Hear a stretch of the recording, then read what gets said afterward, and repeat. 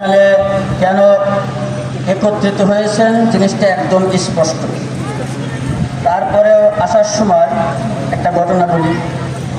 কয়েকজন লোক আলোচনা করতেছেন আজকে হুজুররা কোথায় যায়। আবার আরেকজন লোক উত্তর দিতেছে কাদিয়ানীদেরকে অমুসলিম ঘোষণা করার জন্য শাহরাল ঈদগাহ মাঠে একটা সম্মেলন হচ্ছে, ওখানে যাচ্ছে। ওখান থেকে একজন লোক বলে উঠল, এই হুজুররা কাদিয়ানীদেরকে কাফের ঘোষণা করার জন্য এত উঠে পড়ে লাগছে কেন? তাদের কি ক্ষতি হচ্ছে? মানে তাদের এখানে কাদিয়ানীরা তাদের মতো করে চলুক, তাদের মতো করে বাঁচুক, হুজুরদের সমস্যাটা কোথায়? তারা এরকম ভাবে কাদিয়ানীদেরকে কাফের ঘোষণাই করতে হইব, এর মধ্যে তাদের কি শান্তি? আপনাদের কি ধারণা এটা আমাদের দায়িত্ব না? আমরা যারা এখানে আসছি এটা আমাদের দায়িত্ব না? যেই কথাগুলো বলতেছে সেও তো একজন মুসলমান, তারপরেও বলতেছে কেন? কারণ সে হাকিকত বুঝতে পারতেছে না, ভিতরের অবস্থা বুঝতে পারতেছে না। কাদিয়ানী এমন একটা জাতি, এদেরকে যদি যারা মুসলমান না মনে করবে, কাফের যারা মনে না করবে, তারাও কাফের হয়ে যাবে, এই জিনিসটা তারা বুঝতে পারতেছে না। সম্মানিত উপস্থিতি, আজকে আপনাদের সামনে একটা কথা বলি। উলামায়ে কিরাম এই জাতির রাহবার। উলামায়ে কিরামকে আল্লাহ তাআলা দ্বীনের হেফাজতের জন্য দায়িত্ব দিয়েছে, ঠিক না বলেন?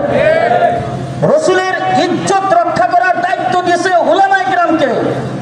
ইসলাম ধর্মকে রক্ষা করার দায়িত্ব দিয়েছে উলামায়ে কিরামকে। রাসূলের সম্মান রক্ষা করার দায়িত্ব দিয়েছে উলামায়ে কিরামকে। রাসূল শেষ নবী, রাসূলের পরে আর কোনো নবী নাই, এই কথা বাস্তবায়ন করার দায়িত্ব দিয়েছে আল্লাহ তাআলা উলামায়ে কিরামকে। কি বলেন, ঠিক কিনা বলেন? রাসূল সাল্লাল্লাহু আলাইহি ওয়াসাল্লাম বলেছেন, আলেমরা হলো আমার ওয়ারিস। আমি যেই দায়িত্ব নিয়ে দুনিয়াতে আসছি তাদেরও সেই দায়িত্ব। অতএব আমরা তো দায়িত্ব পালন করতেছি, আমাদেরকে আমাদের দায়িত্ব পালন করার ব্যাপারে কেউ যদি বিন্দু মাত্র ব্যাঘাত ঘটায়, আমরা তাদেরকে জানিয়ে দিচ্ছি আমাদের দায়িত্বের খাতিরে আমরা যে কোনো সময় যে কোনো সিদ্ধান্ত গ্রহণ করতে পারি, ঠিক কিনা বলে?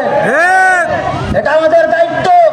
কাদিয়ানীদেরকে কাফের ঘোষণা করানো, সংসদে আইন পাস করার ব্যাপারে তাদেরকে উপলব্ধি করা, তাদেরকে জানিয়ে দেওয়া, তাদেরকে বলা, এটা আমাদের দায়িত্ব। আমরা দায়িত্ব পালন করতেছি, ঠিক কিনা বলেন? সম্মানিত উপস্থিতি, আপনারা জানেন দীর্ঘ 15-16 বছর ক্ষমতায় ছিল আওয়ামী লীগ, শেখ হাসিনা। আমাদের আল্লামা আব্দুল হামিদ পীর সাহেব বারবার বলছে তার কাছে গিয়ে, ক্ষমতা কারো জন্য চিরস্থায়ী না। ক্ষমতায় আজকে আছেন, 2 দিন পরে নাও থাকতে পারেন। বলছে এইভাবে যে আপনি কাদিয়ানীদেরকে কাফের ঘোষণা করে দিয়ে যান। আপনি যদি কাদিয়ানীদেরকে কাফের ঘোষণা করেন, বাংলাদেশের সমস্ত মুসলমান সহ উলামায়ে কিরাম সহ বিশ্বের সমস্ত মুসলমান এবং উলামায়ে কিরামের আপনি একজন মাথার তাজ হয়ে থাকবেন। প্রত্যেকটা মুসলমানের অন্তরে আপনি জায়গা করে নেবেন। বলছে কিনা বলেন? বিভিন্ন বক্তব্যের মধ্যে আব্দুল হামিদ সাহেব বলছে, তাকে এইভাবে বুঝাইছে যে আপনি ক্ষমতায় থাকতে আপনি তাদেরকে কাফের ঘোষণা করে দিয়ে যান। কিন্তু তিনি বলছেন আমার উপরে চাপ আছে, আমি যদি কাফের ঘোষণা করি তাহলে আমি ক্ষমতায় থাকতে পারবো না। এভাবে আব্দুল হামিদ সাহেবের কথাগুলো আপনারা শুনছেন কিনা বলেন? শোনা হয়েছে, বলছে এভাবে। আপনাদের কি ধারণা এখনো কি শেখ হাসিনা আছে ক্ষমতায়? ক্ষমতায় নাই। ক্ষমতায় তাকে থাকতে দেয় নাই।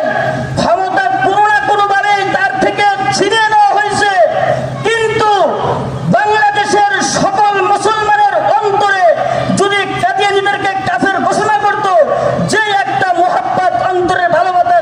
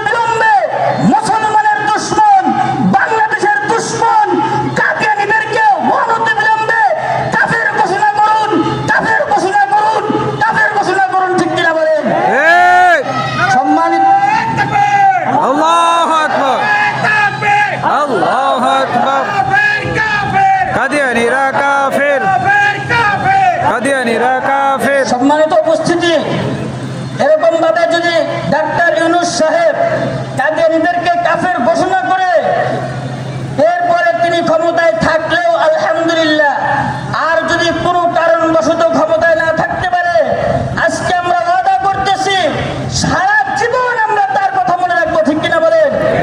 অতএব 15 নভেম্বর আমাদের জাতীয় সোহরাওয়ার্দী উদ্যানে যে সম্মেলন অনুষ্ঠিত হবে, আমরা চাবো এর আগে আপনি কাদিয়ানীদেরকে কাফের ঘোষণা করে দেন। কাদিয়ানীদের কাফের হওয়ার জন্য তো শুধু খতমে নবুয়তকে অস্বীকার করছে তা না, তারা খতমে নবুয়তকে অস্বীকার করার সাথে সাথে তারা বলে পুরা কোরআন শরীফ বিলুপ্ত হয়ে গেছে, এই কোরআনের আইন আর মানা যাবে না। নাউজুবিল্লাহ বলেন। তাদের আরো আকীদা হলো বর্তমান খ্রিস্টানরাও জান্নাতে যাবে। নাউজুবিল্লাহ বলেন। বর্তমান খ্রিস্টানরা কি জান্নাতে যাবে? বর্তমান খ্রিস্টানরা যারা রাসূল সাল্লাল্লাহু আলাইহি ওয়াসাল্লামকে নবী মানবে না, তারা কখনো জান্নাতে যেতে পারবে না, জান্নাতে যেতে পারবে না। এজন্য তারা তাদের পরিচয় বাংলাদেশে থাকুক, তারা তাদের জীবন পরিচালনা করুক, বাংলাদেশে তারা তাদের মতো করে কাজ করুক, আমাদের কোনো দুঃখ নাই। কিন্তু মুসলিম পরিচয় দিয়ে কাদিয়ানীদের কোনো কার্য পরিচালনা করতে দেওয়া হবে না, হবে না, হবে না। সম্মানিত উপস্থিতি, লাস্টে একটা কথা বলতে চাচ্ছি। উলামায়ে কেরাম আমাদের তিন ধরনের দায়িত্ব। কয় ধরনের দায়িত্ব আমাদের? 3 ধরনের দায়িত্ব। প্রথম দায়িত্ব হলো শেষ রাত্রে তাহাজ্জুদ পড়ে জায়নামাজে কেঁদে কেঁদে আল্লাহর কাছে দোয়া করা, আল্লাহ রাসূলের সম্মান রক্ষা করার জন্য, এবং রাসূলকে যারা কষ্ট দেয় তাদেরকে তুমি হিদায়াত দিয়ে দাও, অন্যথায় তাদেরকে ধ্বংস করে দাও। জায়নামাজে তাহাজ্জুদ পড়ে পড়ে দোয়া করা, এটা হলো উলামায়ে কেরামের 1 নম্বর দায়িত্ব। 2 নম্বর দায়িত্ব হলো যখন চোখের পানিতে কাজ হবে না, তখন এইরকম ভাবে রোদের মধ্যে বিভিন্ন জায়গায় থেকে এসে একত্রিত হয়ে মানুষকে বুঝানো, মানুষের দরজায় গিয়ে গিয়ে বুঝানো কাদিয়ানীরা এই কারণে কাফের হচ্ছে, কাদিয়ানীরা ওই কারণে কাফের হচ্ছে, কোরআন মানে না যার কারণে কাফের, রাসূলকে শেষ নবী মানে না যার কারণে কাফের। এইভাবে প্রত্যেকটা বাড়িতে গিয়ে গিয়ে মানুষকে বুঝানো উলামায়ে কেরামের 2 নম্বর দায়িত্ব। 2 নম্বর বলেন? 3 নম্বর